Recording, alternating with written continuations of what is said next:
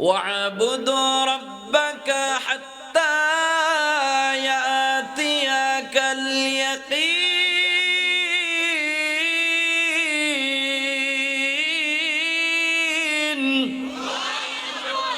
हर के दारत खौफ हक दर दिल मदागम जन्नतुल मवाद हा दूरा मकाम जुज़वा हक चीज़ मखाज इंसो जा फज़ले उआ मस्ते दर जुमला जहा दिल जो खाली याद हक से आई जहा খানাই শৈতাহায়ো দিল বেগুমা আওয়াজ করে বলা যাবে কি আল্লাহু আকবার। হাট চন্দ্রার মুসলমান যুবক ভাই আমার, মাইকের আওয়াজ যত দূর পর্যন্ত যায় হাতে ধরে পায়ে ধরে অনুরোধ করবো, এখনো সময় আছে। আজকের এই রাত্রটারে গনিমত মনে করে জান্নাতের বাগানে আইসা বৈশা যাও। বলা যায় না আজকের এই মাহফিল জানি কার জীবনের শেষ মাহফিল হয়ে যায়, ঠিক কিনা বলেন? আল্লাহ বলে গোলাম ইবাদত করার সময় কিন্তু মরার আগে, মরার পরে আর ইবাদত করার সুযোগ নাই। ওয়াবুদু রাব্বাকা হাত্তা ইয়াতিয়াকাল ইয়াকিন, ইয়াকিন বিমানাল মাউত, নিশ্চিত মরণ আসার আগেই তোমাকে আমল করতে হবে, মরার পরে আর আমল করার সুযোগ থাকবে না। যদি আল্লাহ পাক কাউকে আমল করার সুযোগ দানও করে, বান্দা আমল করতে পারবে কিন্তু ওই আমলে আর তাকে নেকি দেওয়া হবে না।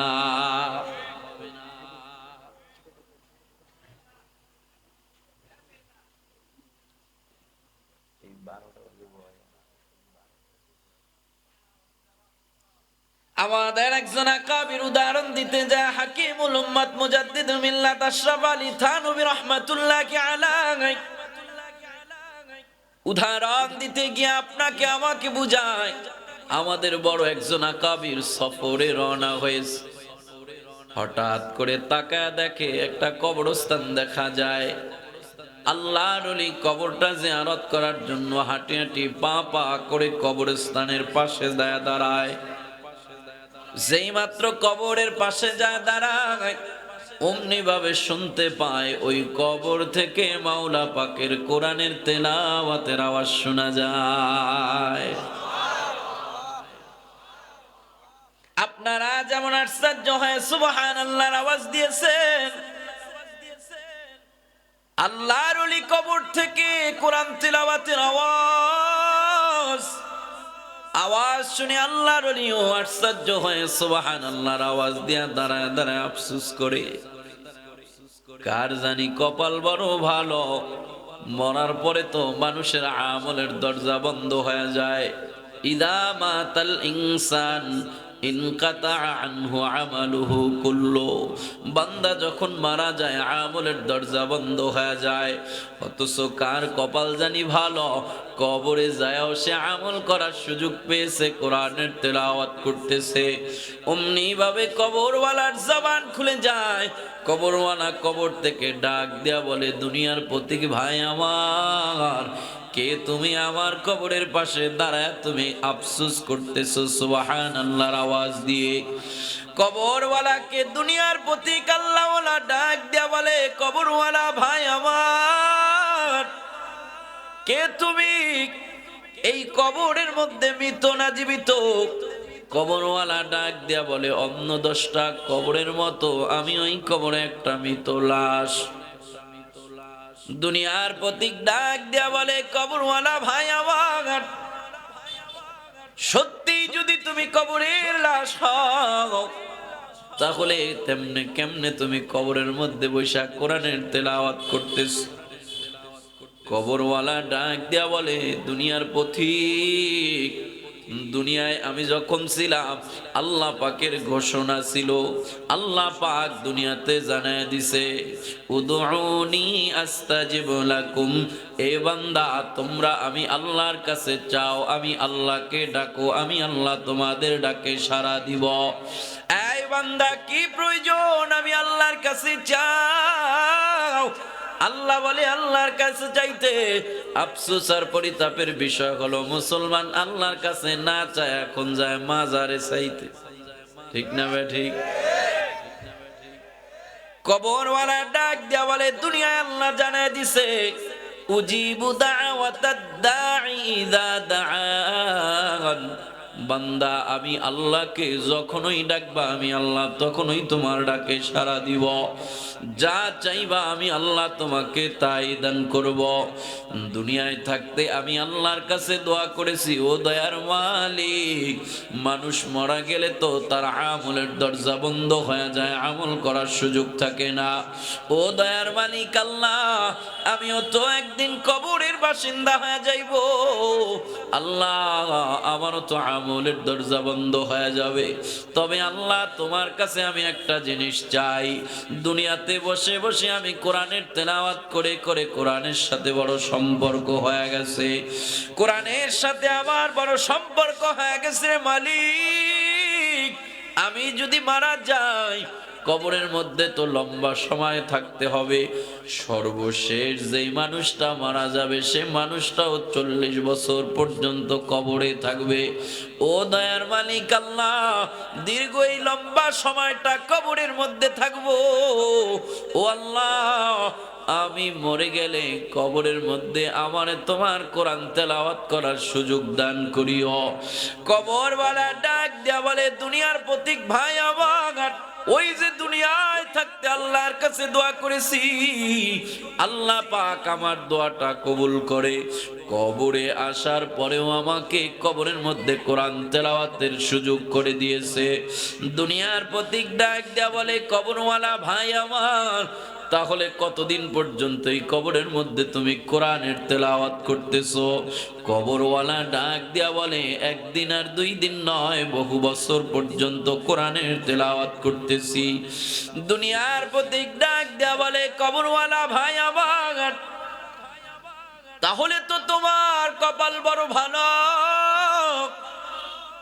এত বছর পর্যন্ত যদি তুমি কোরআনের তেলাওয়াত করো, মরার পরেও তাইলে তোমার আমল নামায় কতগুলো কোরআন তেলাওয়াতের নেকি হয়ে গেছে। মান করাআ হারফাম মিন কিতাবিল্লাহ ফালাহু হাসানাতুন ওয়াল হাসানাতু বিআশরি আমসালিহা, কোরআনের একটা হরফ তেলাওয়াত করলে আল্লাহ পাক 10টা নেকি দান করে। ওই জায়গায় এত বছর পর্যন্ত তুমি কবরে বসে বসে কতগুলো নেকি তোমার আমল নামায় জমায় ফলাইছ। কবরওয়ালা ডাক দেয়া বলে, দুনিয়ার প্রতীক ভাই আমার, তাই যদি হয় তাহলে আমার এত বছরের কোরআন তেলাওয়াতের নেকিগুলো তুমি নিয়ে যাও, আর তুমি যে দুনিয়ায় থাইকা আমার কবরের পাশে দাঁড়া একবার সুবহানাল্লাহর আওয়াজ দিয়েছো, ওই সুবহানাল্লাহর আওয়াজটা তুমি আমাকে দিয়া দাও। কবরওয়ালা ভাই আমার, দুনিয়ায় কবরের মধ্যে মানুষ বড় অসহায়, ওই সময় মানুষের বড় নেকির প্রয়োজন। এই কবরওয়ালা ভাই, ওই অসহায় অবস্থায় থাইকাও তুমি কেন আমাকে এতগুলো নেকি দিয়া দিতে চাও? কবরওয়ালা ডাক দেয়া বলে, রে দুনিয়ার পথিক, তোমার এই ভুল ভাঙার জন্য আল্লাহ পাক আমার জবান খুলে দিয়েছে তোমার সাথে কথোপকথন করার জন্য। যদিও আমি কবরে বসে বসে এত বছর পর্যন্ত কোরআনের তেলাওয়াত করেছি, এই দুনিয়ার প্রতীক ভাই আমার, আমি এত বছর পর্যন্ত কবরে বসে কোরআনের তেলাওয়াত করেছি ঠিক, এই তেলাওয়াতের বিনিময়ে আল্লাহ পাক একটা নেকিও আমাকে দান করে নাই, বরংস তুমি যে আমার কবর পারে দাঁড়াইয়া দুনিয়ায় থাইকা একটা সুবহানাল্লাহর আওয়াজ দিয়েছ, একবার সুবহানাল্লাহর আওয়াজ দেওয়ার বিনিময় তামলাউ মা বাইনাস সামাওয়াতি ওয়াল আরদি বিস-সাওয়াব। এই আসমান জমিনের মাঝখানে যত ফাঁকা জায়গা আছে, এই ফাঁকা জায়গা ভর্তি সমপরিমাণ নেক আমল আল্লাহ তোমার আমলনামায় দিয়া দিছে। হাট চন্দ্রার মুসলমান, বয়ান বুঝে থাকলে বলেন সুবহানাল্লাহ, আলহামদুলিল্লাহ, আল্লাহু আকবারের আওয়াজ আমরা কবে দিব? মরার আগে না পরে? নামাজি আমরা কবে হব? মরার আগে না পরে? রোজা কবে থেকে রাখবো? মরার আগে না পরে? মিথ্যা কথা কবে থেকে ছাড়বো? মরার আগে না পরে? বিড়ি কবে খাবো? মরার আগে না পরে? পরে তাও খাইতে হইব, না খাইলে হয় না। এটা আগেও না পরেও না, খাওয়াই যাইব না। আল্লাহ আমাদের সবাইকে মরার আগেই আমলের জিন্দেগি তৈরি করে কবরে যাওয়ার তৌফিক দান করুক। জোরে বলেন আমিন। আমার তেলাওয়াতকৃত আয়াতে আল্লাহ কি বলেন? ইন্না নাহনু নাযালনা যিকরা, নিশ্চয়ই এই কোরআন আমি নাজিল করেছি, হেফাজতের দায়িত্ব আমি নিয়েছি। কে নিয়েছে? আর জোরে বলেন কে? আল্লাহ পাক যুগে যুগে নবী প্রেরণ করে নবীদের উপরে কিতাব নাজিল করছে, সহিফা নাজিল করছে। আসমানি 104খানা কিতাবের মধ্যে সবচাইতে বড় কিতাব কয়টা? কয়টা? জোরে বলেন। কি কি? মাশাআল্লাহ, তাওরাত, জাবুর, ইনজিল। তাওরাত আল্লাহ নাজিল করছে, জবুরও আল্লাহ নাজিল করছে, ইনজিলও আল্লাহ নাজিল করছে, কোরআনও আল্লাহ নাজিল করছে। কিন্তু তাওরাতের ব্যাপারে আল্লাহ বলেন নাই তাওরাত আমি নাজিল করছি, হেফাজতের দায়িত্ব আমি নিয়েছি। ইনজিলের ব্যাপারে আল্লাহ বলেন নাই ইনজিল আমি নাজিল করছি, হেফাজতের দায়িত্ব আমি নিয়েছি। কিন্তু কোরআনের বেলায় আল্লাহ বলেন কোরআন আমি নাজিল করছি, হেফাজতের দায়িত্ব আমি নিয়েছি। সুবহানাল্লাহ, জোরে কর। তাওরাতের বেলায় কেন বললো না?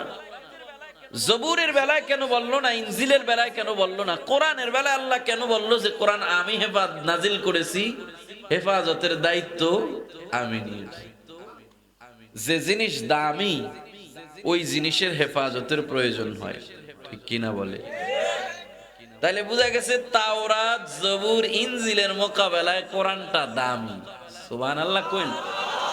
এত আস্তে কইলে মহিলারা শুনবো, আস্তে কোন সুবহানাল্লাহ। কি মুশকিল, আস্তে কইলে কোন, জোরে জোরে কইলে কোন, আস্তে জোরে কোন মিয়া সুবহানাল্লাহ।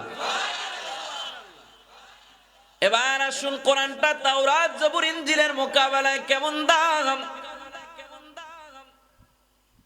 তাওরাত আল্লাহ পাকের কিতাব, নাম হইল কিতাবুল্লাহ। জবুর আল্লাহ পাকের কিতাব, নাম হইল কিতাবুল্লাহ। ইনজিল আল্লাহ পাকের কিতাব, নাম হইল কিতাবুল্লাহ। কিতাব মানে কিতাব, আল্লাহ মানে আল্লাহ, কিতাবুল্লাহ মানে আল্লাহর কিতাব বা আল্লাহর বই। জবুর আল্লাহ পাকের কিতাব, তাওরাত আল্লাহ পাকের কিতাব, ইনজিল আল্লাহ পাকের কিতাব। এই তিনটার নাম হলো কিতাবুল্লাহ। কোরআন ও আল্লাহ পাকের কিতাব, এটার নাম যেমন কিতাবুল্লাহ, তেমনি আবার আরেকটা নাম হলো কালামুল্লাহ। কালাম মানে কথা, আল্লাহ মানি আল্লাহ, কালামুল্লাহ মানে হলো আল্লাহর পবিত্র জবানের কথা। তার মানে তাওরাত, জবুর, ইনজিল এই তিনটা কিতাবের যে মর্ম অর্থ রয়েছে, এই মর্ম অর্থটা আল্লাহ পাকের শব্দগুলো আল্লাহ পাকের না। অর্থাৎ আল্লাহ পাক যেই নবীর উপরে তাওরাত নাজিল করেছেন, যেই নবীর উপরে জবুর নাজিল করেছেন, যেই নবীর উপরে ইনজিল নাজিল করেছেন, ওই উম্মতের জন্য যেই হুকুম আল্লাহ পাক নির্ধারণ করবেন, আল্লাহ পাক ওই নবীর অন্তরের ভিতরে ওই হিসাবে ঢেলে দিয়েছেন। ওই নবীর জবানে তার ভাষায় সেই হুকুমটা উম্মতের জানায় দিয়েছেন। ওটা তাওরাত হয়ে গেছে, ওটা জবুর হয়ে গেছে, ওটা ইনজিল হয়ে গেছে। যেমন ধরেন আমাদের নবীর হাদিসগুলোকে, আমাদের নবীর হাদিস যেটা আছে ওটা আমার নবীর পবিত্র জবানের কথা, কিন্তু অর্থ আর আদেশ হলো আল্লাহ পাকের। আর কোরআন যেটা আছে, কোরআনটার নাম হলো কালামুল্লাহ। কালাম মানে হলো কথা, আল্লাহ মানে হলো আল্লাহ, কালামুল্লাহ মানে হলো আল্লাহর কথা। অর্থাৎ এই 30 পারা কোরআন যেটা আমরা দেখতেছি, এই 30 পারা কোরআনটার অর্থ এবং শব্দ উভয়টাই আমার মালিকের পবিত্র জবানের কথা। তার মানে যদি এই জামালপুরের একটা মানুষ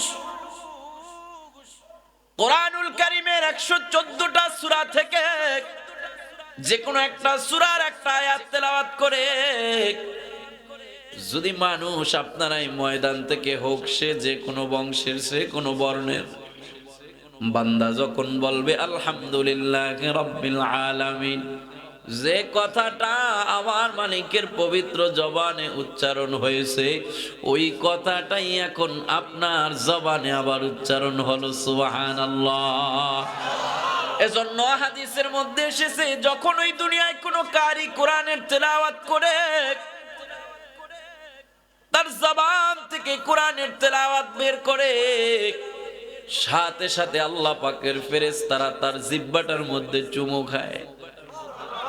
কারণ যেই কথাটা তার জিহ্বা অতিক্রম করে বের হইতেছে, এই কথাটা তার কোনো কথা না, এই কথা হলো আমার মালিকের পবিত্র জবানের কথা। এই কালামে জিন্দা কুরআনে হাকিম, হিকমতে উলা ইয়াজালুস্ত কদিম, জামিউল ইলমি ফিল কুরআনে হাকিম, تقاصرت عنه أفهام الرجال، بقى قرآن كلام الله بشونو، قديم استی نئینو। আওয়াজ করে বলা যাবে কি আল্লাহু আকবার? তাহলে তাওরাত জবুর ইনজিলের নাম হইল একটা, কিতাবুল্লাহ, আর কোরআনের নাম হইল দুইটা, কিতাবুল্লাহ এবং কালামুল্লাহ। নামের দিক থেকেও কোরআনটা দামি হয়ে গেছে। যে জিনিস দামি হয় ওই জিনিস হেফাজতের প্রয়োজন হয়। এবার আসেন মর্যাদার দিক থেকে কোরআন এবং কোরআনটা তাওরাত জবুর ইনজিলের মোকাবেলায় কেমন দাম। যেই আসমানি কিতাব, যেই তাওরাত আছে, এই তাওরাতের একটা আয়াত দুনিয়ার 7 আসমান 7 জমিনকে যদি এক পাল্লায় রাখা হয়, তাওরাতের একটা পৃষ্ঠা যদি এক পাল্লায় রাখা হয়, তাহলে তাওরাতের একটা পৃষ্ঠা দুনিয়ার 7 আসমান 7 জমিনের মোকাবেলায় ভারী হয়ে যাবে। তাওরাতের একটা পৃষ্ঠা 7 আসমান 7 জমিনের মোকাবেলায় ভারী হবে। এবার পুরা তাওরাত একটা কিতাবকে যদি রাখেন, 7 আসমান 7 জমিনের মোকাবেলায় ভারী হয়ে যাবে। অনুরূপ ভাবে আপনি ইনজিলটাকে যদি রাখেন, তাওরাত যেমন 7 আসমান 7 জমিনের মোকাবেলায় ভারী হয়ে গেছে, ইনজিলটাও 7 আসমান 7 জমিনের মোকাবেলায় ভারী হয়ে যাবে। জবুরটাও 7 আসমান 7 জমিনের মোকাবেলায় ভারী হয়ে যাবে। তাইলে 7 আসমান 7 জমিনের চাইতে তাওরাত জবুর ইনজিলটা অনেক দামি। এবার আসেন তাওরাত আর জবুর আর ইনজিলটাকে কোরআনের মোকাবেলায় ওজন করা হোক। যেই তাওরাত 7 আসমান 7 জমিনের মোকাবেলায় ভারী হয়ে গেছে, ওই তাওরাত রাখেন এক পাল্লায়। যেই জবুর 7 আসমান 7 জমিনের মোকাবেলায় ভারী হয়ে গেছে, ওই জবুরটাকেও রাখেন একই পাল্লায়। যেই ইনজিল 7 আসমান 7 জমিনের মোকাবেলায় ভারী হয়ে গেছে, ওই ইনজিলকেও রাখেন এক পাল্লায়। অর্থাৎ একই পাল্লার মধ্যে আপনি তাওরাত রাখেন, একই পাল্লার মধ্যে আপনি জবুর রাখেন, একই পাল্লার মধ্যে আপনি ইনজিল রাখেন। যেই 7 আসমান 7 জমিনের মোকাবেলায় ভারী হইছে, ওই একই পাল্লার মধ্যে আপনি 7 আসমান 7 জমিনকেও রাখেন। শুধু 7 আসমান 7 জমিন জমিন নয়, আল্লাহ পাকের আরশ, আল্লাহ পাকের লৌহ, আল্লাহ পাকের কুরসি। আল্লাহ পাক দুনিয়াতে যত মাখলুক বানাইছে, অসংখ্য অগণিত মাখলুক, সমস্ত মাখলুক মানব দানব সব রাখেন এক পাল্লায়। কোন পাল্লায়? যেই পাল্লায় আপনি তাওরাত রেখেছেন, যে পাল্লায় জবুর রেখেছেন, অর্থাৎ এক পাল্লায় দুনিয়ার সব কিছু যদি রাখা হয়, তাওরাত জবুর ইনজিল কোরআন সহ 7 আসমান 7 জমিন, আল্লাহ পাকের আরশ লৌহ কুরসি সব যদি এক পাল্লায় রাখেন, অপর পাল্লায় আপনি কোরআন শরীফটাকে পুরা রাখার দরকার নাই, কোরআনের একটা সূরা রাখারও দরকার নাই, কোরআনের একটা আয়াত রাখারও দরকার নাই। বরংস কোরআনের সূরাগুলো পড়ার জন্য প্রত্যেকটা সূরার শুরুতে একটা বিসমিল্লাহির রহমানির রহিম আছে। ওই বিসমিল্লাহটা কোন সূরার স্বতন্ত্র আয়াত না, প্রত্যেকটা সূরা পড়ার জন্য বিসমিল্লাহর প্রয়োজন হয়। নামাজ পড়ার জন্য যেমন ওযুর প্রয়োজন হয়, ওই সূরা পড়ার শুরুতে দেখবেন প্রত্যেকটা সূরার শুরুতে বিসমিল্লাহ। সূরা ফাতিহার শুরুতে বিসমিল্লাহ, সূরা বাকারা শুরুতে বিসমিল্লাহ, সূরা আলে ইমরানের শুরুতে বিসমিল্লাহ। 114টা সূরার 113টা সূরার শুরুতেই আল্লাহ পাক এই যে বিসমিল্লাহ কোরআনের মধ্যে পাওয়া যায়, এই বিসমিল্লাহটাকে যদি এক পাল্লায় রাখেন, তাহলে তাওরাত জবুর ইনজিল সহ 7 আসমান। আল্লাহু আকবার, জোরে বলেন আল্লাহু আকবার। কোরআন পড়ার জন্য যে বিসমিল্লাহ দরকার হয়, ওই বিসমিল্লাহর যদি এত দাম, তাইলে কোরআনের একটা আয়াতের কত দাম, একটা কোরআনের সূরার কত দাম, তাহলে পুরা কোরআনটার কত দাম। যেহেতু কোরআনটা অন্য সকল কিতাবের মোকাবেলায় এত দামি, এজন্য আল্লাহ দামি কিতাবের ব্যাপারে বলেছেন, ইন্না নাহনু নাযালনা যিকরা ওয়া ইন্না লাহু লাহাফিজুন।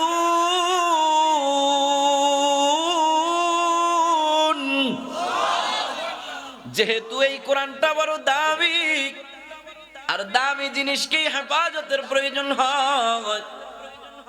দেখবেন আপনাদের শহরের বাজারের মধ্যে আলু পটল তরকারি যারা বিক্রি করে, রাতের বেলা একটা তেরপাল দিয়া পেঁচা একটা রশি দিয়া বাঁধা বাড়িতে ঘুম দেয়। আর যাদের স্বর্ণের দোকান রয়েছে, ওই স্বর্ণের দোকানগুলোর মধ্যে অনেক লকার থাকে, মজবুত লকার, ওই লকারের মধ্যে স্বর্ণ ঢুকায়, এরপরে একটা তালা মারে, ওটারে আবার আরেকটা লকারের মধ্যে ঢুকায়, ওটারে আবার আরেকটা লকারের মধ্যে ঢুকায়। এইভাবে হেফাজত করতে করতে করতে করতে মেইন গেটে বড় একটা কেসি গেট লাগায়া, ওটার মধ্যে আবার 4-5টা তালা মারে, আছে না নাই? কয় আলু পটল তরকারি মোকাবেলায় স্বর্ণ যেমন 1000 গুণে দামি, তাওরাত জবুর ইনজিলের মোকাবেলায় আল্লাহ পাকের কোরআনটা 1,00,000 কোটি গুণে দামি। এজন্য দামি জিনিসের এই হেফাজতের প্রয়োজন হয়। আল্লাহ এজন্য কোরআনের বেলায় বলেছেন, ইন্না নাহনু নাযালনা যিকরা ওয়া ইন্না লাহু লাহাফিজুন।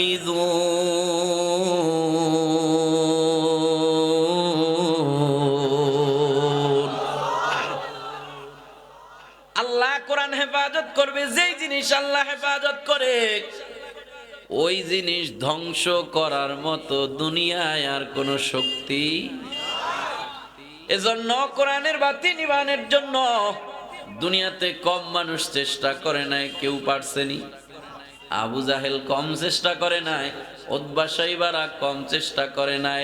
যে বাতি আল্লাহ জ্বালায়, ওই বাতি নিবানের মতো ক্ষমতা এই দুনিয়াতে কারো নাই, ঠিক কিনা বলে? আপনাদের এই জামালপুর থেকে একজন লোক ঢাকা গেছে। কেন? তার ছোট্ট একটা নাতি ছিল, ছোটবেলায় লেখাপড়া করায় টরায় মাশাআল্লাহ বড় শিক্ষিত বানাইছে, সরকারি একটা চাকরি পাইছে। ঢাকা গেছে, চাকরির ব্যস্ততায় নাতি আসতে পারে না দেশে, গ্রামে আসতে পারে না, জামালপুরে আসতে পারে না। ফোন দেয়, দাদা কেমন আছো? দাদা একে অনেকদিন হয়েছে তোরে দেখি না, একটু যদি আসতি ভালো লাগতো। নাতি কয় দাদা ছুটি তো পাই না, তুমি একটা কাজ করো, একটা ব্যাগ নিয়ে ব্যাগের মধ্যে কাপড় চোপড় গুছায়া কয়েকদিনের জন্য আমার কাছে চলে আসো, সরকারি একটা ফ্ল্যাটও পাইছি। দাদা গ্রামের মানুষ তো, ব্যাগটা গুছায়া মাশাল্লাহ গেছে গা, নাতির ফ্ল্যাটে যায় উঠছে। ওঠার পরে রাতের বেলা ঘুমাইবো, ঢাকার মধ্যে সিকিমিকি চতুর্দিকে খালি বাতি আর বাতি, আছে না নেই? শুধু বাতি আর বাতি। দাদা গ্রামের মানুষ, সন্ধ্যার পরই অন্ধকার, অন্ধকারে ঘুমায় অভ্যস্ত, এত বাতির মধ্যে কি দাদার ঘুম আসে? নাতিরে সব বাতিরই নিভায় দেয়।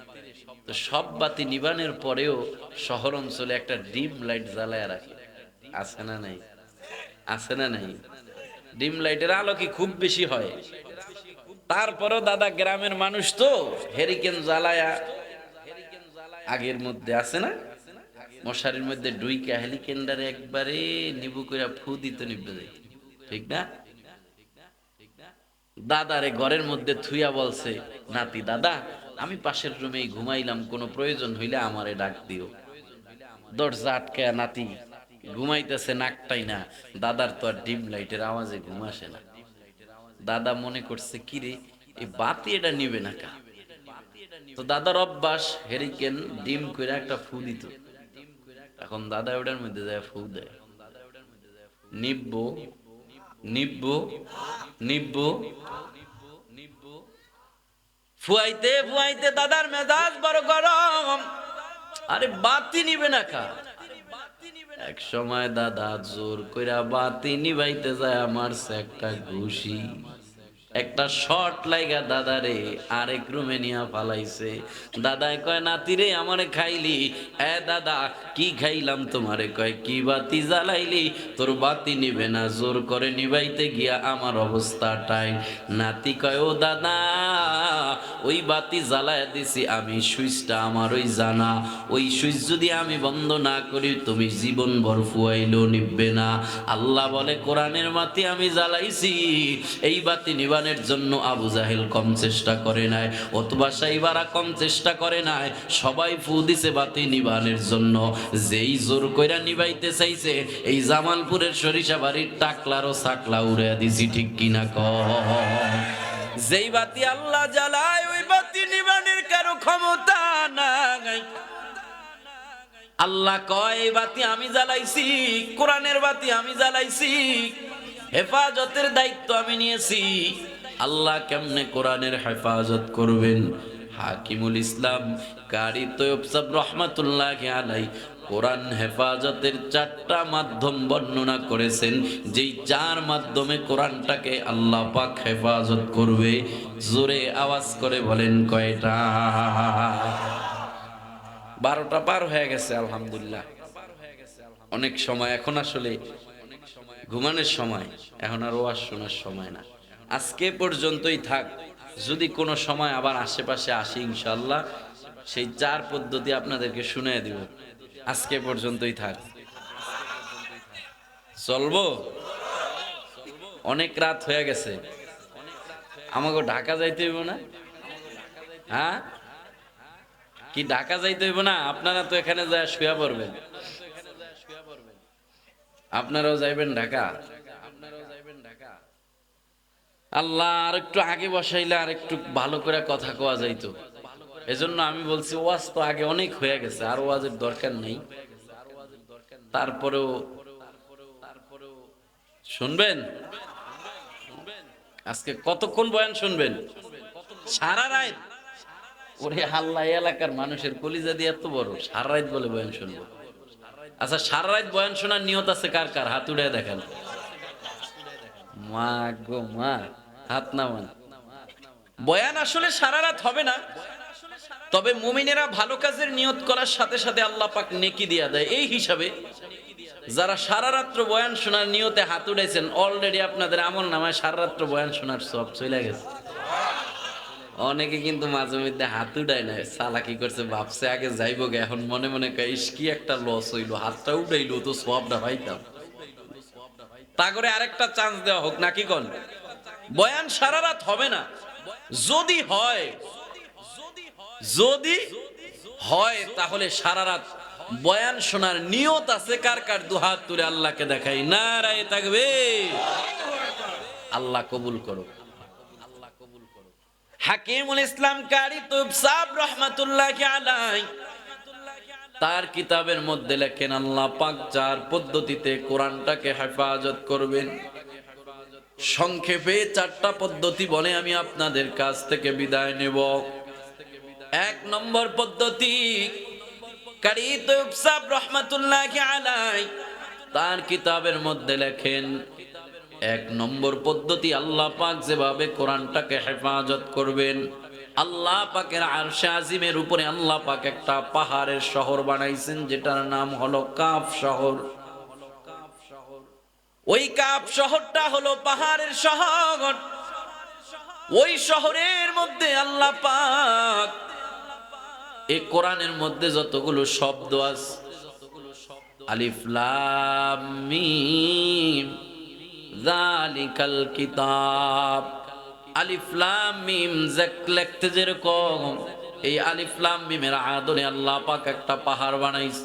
যালিকা লিখতে যেমন যালিকার আদলে আল্লাহ পাক একটা পাহাড় সৃষ্টি করেছে। কিতাব লিখতে যেমন কিতাব লেখার আদলে আল্লাহ পাক একটা পাহাড় বানাইছে। আল্লাহ পাকের আরশে আজিমের উপরে ওই কাফ শহরের মধ্যে আল্লাহ পাক কোরআন হেফাজত করার জন্য পুরা কোরআন শরীফে যত শব্দ আছে, যত অক্ষর আছে, বর্ণ আছে, সমস্ত অক্ষর, শব্দ আর বর্ণের আদলে আল্লাহ পাক ওই কাফ শহরের মধ্যে এক একটা পাহাড় সৃষ্টি করে কোরআন হেফাজতের ব্যবস্থা করে দিয়েছেন। দুই নম্বর, আল্লাহ পাক কোরআন হেফাজতের দায়িত্ব নিয়েছেন কিভাবে? আল্লাহ পাকের আরশের মধ্যে একটা লৌহ আছে। ওই লৌহের মধ্যে আল্লাহ পাক পুরা 30 পারা কোরআনটারে লিখে দিয়েছেন। আল্লাহ পাক জানায় দেয়, বাল হুয়া কুরআনুম মাজিদু ফি লাওহিম মাহফুজ।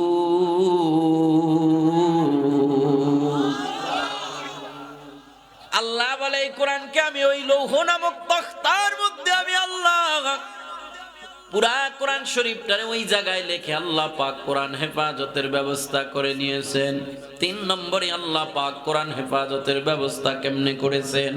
আল্লাহ পাক দুনিয়াতে অসংখ্য অগণিত ফেরেশতা সৃষ্টি করেছেন। ফেরেশতার সৃষ্টির সংখ্যা কেউ জানে না।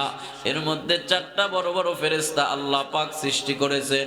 হযরতে জিবরাইল আলাইহিস সালাম, হযরতে ইসরাফিল আলাইহিস সালাম, হযরতে আজরাইল আলাইহিস সালাম, হযরতে মিকাইল আলাইহিস সালাম।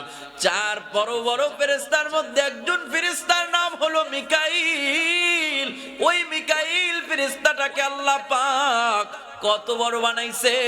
কিতাবের মধ্যে বলা হয়, হযরতে মিকাইল আলাইহিস সালাম যদি তার সশরীরে দাঁড়ায়, তার মাথা যায় ঠেকবে আল্লাহ পাকের আরশে আজিমে।